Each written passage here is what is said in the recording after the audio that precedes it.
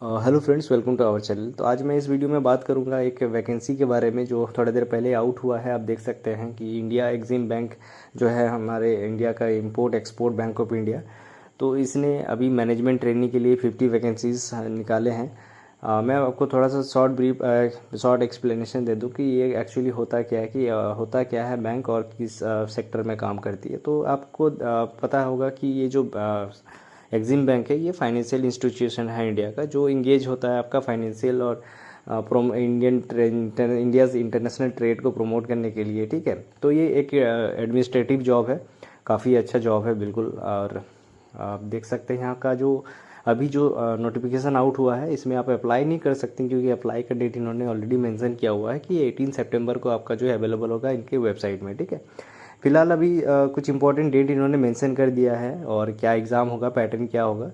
और मैं स्पेशली इस वीडियो को बना रहा हूँ ताकि आपको एक ब्रीफ सिलेबस के बारे में पता चले, क्योंकि ऑलरेडी इसमें वीडियो बना हुआ है और काफ़ी लोगों ने उनको देखा भी है। तो लेकिन किसी को अभी तक इनका सिलेबस के बारे में पता नहीं है, और सिलेबस जब तक आपको पता नहीं चलेगा आप इस एग्ज़ाम को कैसे क्रैक करना है या फिर आप अप्लाई करें ना करें, उसके लिए थोड़ा सा डायलेमा हो जाता है। तो आपका कन्फ्यूज़न को दूर करने के लिए मैं आपको इसमें पूरा डिटेल्स बताऊंगा, ताकि आपको खुद पता चल जाएगा कि क्या आप एलिजिबल हो इसको अप्लाई करने के लिए। अगर आप एलिजिबल हो तो क्या आप कर सकते हो या नहीं, या आपके लिए है या नहीं, आपको पूरा पता चल जाएगा। तो वीडियो को लास्ट तक देखें, मैं आपको पूरा जानकारी इसमें दे दूंगा। ठीक है, सबसे पहले बात करूँगा कि डेट, इंपॉर्टेंट डेट्स इन्होंने मैंसन किया हुआ है। तो इसका जो लास्ट डेट होगा अप्लाई करने का वो 7 अक्टूबर 2024 को होगा, यहाँ पर आप देख ही सकते हैं। ठीक है, और tentative month of written examination जो है वो अक्टूबर को है। तो यहाँ पर आप एक चीज़ गौर कीजिएगा कि यहाँ टेंटेटिव डेट दिया गया जो कि अनुमानित डेट है। इसको ये पर्टिकुलर कोई फिक्स डेट नहीं है कि जैसे कि IBPS आपका जनवरी में रिलीज़ करता है फिक्स डेट को आपका एग्ज़ाम होगा, ऐसा नहीं है इसमें। ये जो है फ्लक्चुएट कर सकता है, मतलब कि अक्टूबर से नवंबर भी हो सकता है या फिर सितंबर लास्ट भी हो सकता है। लेकिन सॉरी, सितंबर लास्ट कैसे हो सकता है, ये पॉसिबल नहीं है। मतलब कि अक्टूबर में ही होगा, क्योंकि लास्ट डेट ही अक्टूबर 7 को है। तो अक्टूबर को इसको उन्होंने डेट टेंटेटिव रखा है। तो ये उनके अपने हिसाब से फ्लेक्सिबिलिटी के हिसाब से अपना डेट को चेंज करते आगे पीछे कर सकते हैं। ठीक है, इसलिए इन्होंने कोई पर्टिकुलर डेट मेंशन नहीं किया, बस मंथ मेंशन किया। तो फिर बाकी इसमें कुछ कुछ जो है आपका जो नॉर्मल बाकी बैंकों के हिसाब, बाकी जो एडवर्टाइज होता है उसी की तरह इसमें सारा एलिजिबिलिटी वगैरह वगैरह लिखा हुआ है, जो कि आपको ऑलरेडी पता होना चाहिए या भी होगा भी। ठीक है, कि अगर आपने कभी कोई भी पिछला कोई फॉर्म वैकेंसीज भरा हुआ होगा तो यहाँ पर जो अगर ब्रेकआउट का बात करें कि वैकेंसीज कैसे कैसे ब्रेकआउट हो रहा है, तो ये आप देख सकते हैं जो अनरिजर्व्ड है वो 22, SC के लिए 7, ST के लिए 3 और OBC नॉन क्रीमी लेयर के लिए 13 और EWS के लिए 5, PWBD के लिए 2 और टोटल इस तरह से हो जाता है 50।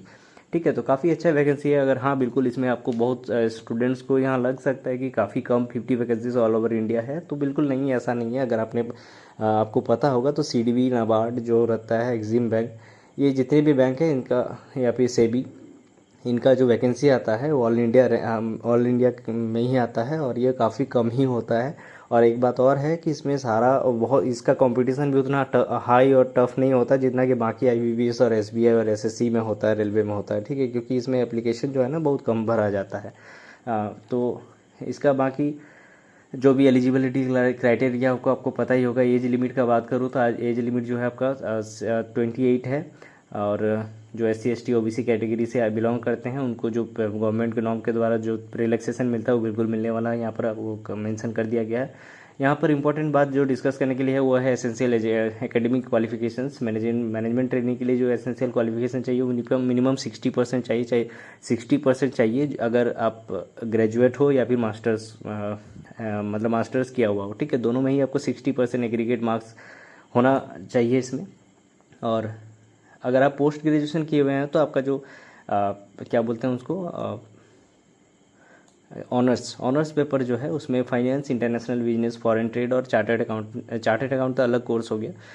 फाइनेंस, इंटरनेशनल बिजनेस और फॉरेन ट्रेड होना चाहिए। ठीक है, या फिर अगर चार्टर्ड अकाउंटेंट है तो फिर आप जो है एलिजिबल है इसके लिए। तो इन्होंने इसे इसलिए ऑलरेडी मेंशन किया है क्योंकि इसमें कुछ कुछ स्पेशल क्राइटेरिया इसमें ज़रूरत पड़ता है। जैसे कि मैंने पहले ही बताया कि सबको इसको नहीं अप्लाई करता है, यही रीज़न है।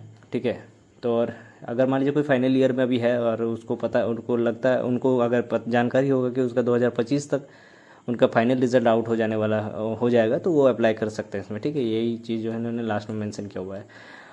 और इसमें नेक्स्ट जो मैं बात करूंगा कि इसमें एक स्पेशल चीज़ मेंशन किया मैंने पढ़ा अभी कि candidate should possess excellent communication skill. तो ये कम्युनिकेशन स्किल आपका कैसे टेस्ट होगा, तो ये आपका इंटरव्यू के थ्रू टेस्ट होगा, ठीक है। ये जो बहुत ज़रूरी है, इंपॉर्टेंट है, इसलिए मैंने सोचा आपको बता देना चाहिए।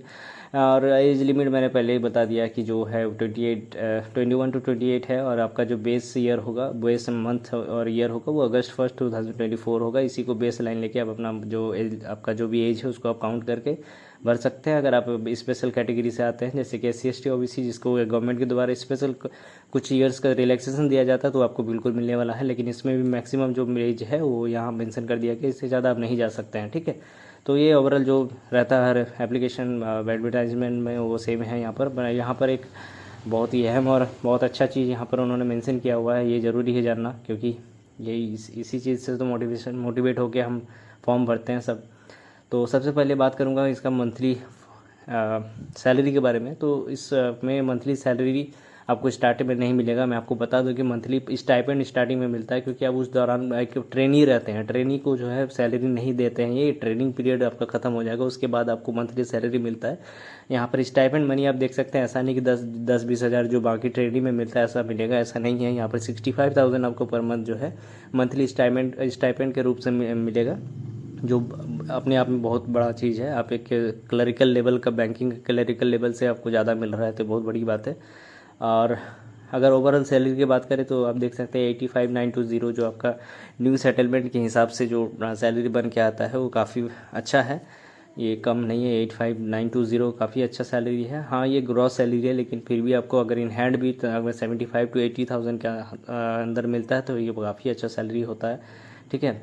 तो बिल्कुल आप इसको अप्लाई करें, मेरा यही सजेशन रहेगा, क्योंकि अगर आप एलिजिबल हो और आपको लगता है कि आपका स्ट्रॉन्ग पार्ट है कुछ जो मैं आपको थोड़ा देर बाद आपको डिस्कस करूंगा सिलेबस के बारे में, तब आपको पता चल जाएगा। तो अगर आप लगता है कि आपको कमांड है उस पर्टिकुलर सब्जेक्ट में, तो बिल्कुल आप इसको आगे बढ़ें और फॉर्म को भरें, अप्लाई करें, ठीक है। नेक्स्ट मैं बात करूँगा एप्लीकेशन फ़ीस वगैरह। तो 600 रुपये जनरल और OBC के लिए, 100 रुपये आपको ST SC और EWS फीमेल कैंडिडेट्स के लिए। फीमेल कैंडिडेट्स में यहाँ कोई भी हो सकता है, ठीक है।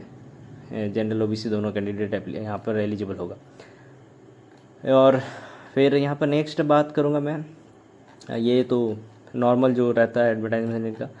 हाँ, यहाँ पर जो मेन इंपॉर्टेंट चीज़ कि ये पैटर्न ऑफ एग्ज़ाम जो होगा इनका 2 पैटर्न में होगा, पार्ट 1 पार्ट 2 में होगा। पार्ट 1 में फाइनेंशियल स्टेटमेंट होगा, ये कंपलसरी क्वेश्चंस होगा। जो क्वेश्चन होगा जो 1, ये आपका प्रोफेशनलिज्म को टेस्ट करेगा, ठीक है। इसमें 40 मार्क्स का क्वेश्चन होगा। पार्ट 2 जो होगा अटेम्प्ट 6 आउट ऑफ 8, ये आपका फाइनेंशियल नॉलेज को चेक करेगा। जो 6 टोटल क्वेश्चन आपका 8 रहेगा, जिसमें से 6 आपको अटेम्प्ट करना है, 2 आपको नहीं करना है, ठीक है, ऑप्शनल रहेगा। आपका जो प्रेफरेंस जो जिसमें आपका आंसर आप दे सकते हो उसमें आपको चूज़ करके दे सकते हो। और इसमें क्यूमुलेटिव टाइम 2 घंटा 30 मिनट का मिलेगा, आप देख सकते हो ओवरऑल। तो इसी के अंदर आपको ये बनाना है। इसमें आपको बता दूं कि आपका जो है कंप्यूटराइज टेस्ट होगा सारा कुछ, ठीक है। तो ये रहा ओवरऑल एग्ज़ाम पैटर्न वगैरह। अब मैं आपको दिखा देता हूँ कि सिलेबस क्या होने वाला है। तो मैं यहाँ पर नोट करके रखा हूँ सिलेबस। तो यहाँ पर जो है annual reports, balance sheet, profit and loss account, statement of cash flow, financial ratios etcetera, financial projections, BEP, ठीक है, टाइम वैल्यू ऑफ मनी, जो भी है ये आपका अगर आप देखेंगे तो ये PGDM या फिर MBA वगैरह का MCOM किया हुआ किसी ने, तो ये सेम मिलता है। KYC कंप्लायंस, ठीक है, सिविल, फिर ऑब्जेक्ट से trade finance, export credit agency, DFI, SEBI. तो पूरा का पूरा एक जो है आपका फाइनेंस को इन्होंने यहाँ पर सिलेबस में डाला हुआ है। अगर आपका कमांड है अच्छा, अगर आपने मास्टर्स और ग्रेजुएशन अगर कॉमर्स से किया हुआ है, तो ये आप बिल्कुल इसको आगे बढ़े और करें, क्योंकि पूरा का पूरा जो सिलेबस है वो कॉमर्स का सिलेबस, कॉमर्स का जो स्ट्रक्चर है पढ़ाने का, कॉमर्स पढ़ने का जो स्ट्रक्चर है ग्रेजुएशन और मास्टर्स में सेम उसी का है। तो बिल्कुल आप इसको भरें। और अगर आपको अच्छा लगा वीडियो तो आप इसको शेयर करें, अगर कोई एलिजिबल हो तो उसको शेयर करें। काफ़ी इंपॉर्टेंट चीज़ होता है, इसको भेजना ज़रूरी है ताकि किसी का भी हेल्प हो जाए, और हो सकता है कोई इसको क्रैक करे और उसका एक परमानेंट जॉब हो उसके हाथ में, ठीक है ना। तो चलिए मिलते हैं नेक्स्ट वीडियो में कुछ और इम्पोर्टेंट बात को लेके। तब तक बाय, थैंक यू, और चैनल को सब्सक्राइब कीजिए प्लीज़।